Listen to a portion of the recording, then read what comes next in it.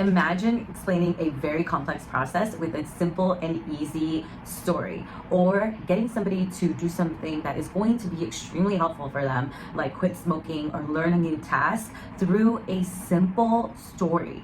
That is exactly what we are talking about. We are talking about metaphors today. And today, if you are stuck in the process of learning something new and you really want to move through that with a lot more ease and grace, then you are definitely going to want to hear this metaphor, because something will click inside of you to give yourself that break, to give yourself that grace to move forward in that learning process so that you learn faster and in a more relaxed way. And this in turn is going to help make the whole experience so much easier and going to help get what you want faster. My name is Karen, and I'm the founder of Light Makers, your community for all things mindset, manifestation, and online business. We are so excited to help coaches, consultants, and experts monetize their expertise and create a life of fun, freedom, and flexibility that you just love and deserve. I am so thrilled to have you here as part of the Light Makers community. Thank you for liking, sharing, subscribing, and commenting, supporting your community, and helping get this information out to other people. Today, we are reading a story by Milton Erickson, who founded the American Society for Clinical Hypnosis. He would basically create miracles by listening to what his clients needed and telling a simple story so that they could subconsciously change their behavior. And this story that we're going to be reading, or you're going to be listening to today, is about learning. So if you are in the process of building your online business or learning how to launch something new, like create a course, this metaphor is going to help click something within you so that you can feel completely at ease and comfortable and confident moving forward in the direction of your goals. This comes from the seminal book, My Voice Will Go With You, The Teaching Tales of Milton Erickson. And if you have a chance to check it out, definitely click the link in the description box below. I'll link the book. But it is a phenomenal book and such an easy and fun read, especially if you're into coaching or just personal self-development. You will love it. So this is an actual story from Erickson. So are you ready for this? We learn so much at the conscious level, and then we forget what we learn and use the skill. You see, I had a terrific advantage over others. I had polio and I was totally paralyzed, and the inflammation was so great that I had sensory paralysis too. I could move my eyes and my hearing was undisturbed. I got very lonesome, lying in bed, unable to move anything except my eyeballs. I was quarantined on the farm, and 7 sisters, 1 brother, 2 parents, and a practical nurse as well. And how could I entertain myself? Well, I started watching people in my environment. I soon learned that my sisters could say no when they meant yes, and they could say yes and mean no at the same time. They could offer another sister an apple and hold it back. I began studying nonverbal language and body language. I had a baby sister who had begun to learn to creep.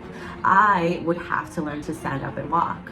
And you can imagine the intensity with which I watched my baby sister grew from creeping to learning how to stand up. And you don't know how you learned how to stand up. You don't even know how you walked. You can think that you walk in a straight line 6 blocks with no pedestrians or in vehicular traffic. You don't know that you couldn't walk in a straight line at a steady pace. You don't know what you do when you walk. You don't know how you learn to stand up. You learn by reaching up your hand and pulling yourself up. That put pressure on your hands, and by accident, you discovered that you could put weight on your feet. That's an awfully complicated thing to do because your knees would give away. And when your knees would keep straight, your hips would give away. Then when you got to your feet crossed and you couldn't stand up because both your knees and your hips would give away. Your feet were crossed and you soon learned to get a wide brace. And you pull yourself up and you have the job of learning how to keep your knees straight, one at a time. And as soon as you learn that, you have to learn how to give your attention to keep your hips straight.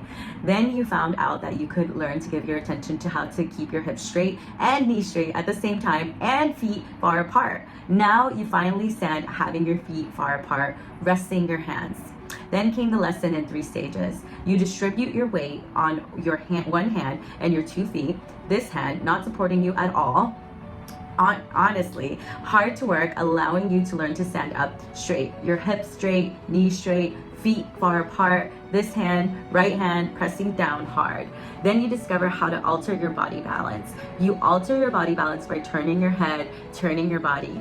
You have to learn to coordinate all alterations of your body balance when you move your hand, your head, your shoulder, your body. And then you have to learn it all over again with your other hand. Then comes the terribly hard job of learning to have both hands up and moving your hands in all directions, and to depend upon the two solid bases of your feet far apart, and keeping your hips straight, your knees straight, and keeping your mind attention so divided that you can attend to your knees, your hips, your left arm, your right arm, your head, your body. And finally, when you had enough skill, you tried balancing on one foot. That was a hell of a job. How do you hold your entire body, keeping your hips straight, your knees straight, and feeling hand movement, head movement, and body movement? And then you put one foot ahead and alter your body's center of gravity. Your knees bent and you sat down. You got up and you tried again. Finally, you learned how to move one foot ahead, took a step, and it seemed to be good. So you repeated it. It seemed so good. Then the third step with the same foot, and you toppled. It took you a long time to alternate right, left, right, left, right, left, right, left. Now you could swing your arms, turn your head, look right and left, and walk along, never paying a bit of attention to keeping your knees straight, hips straight.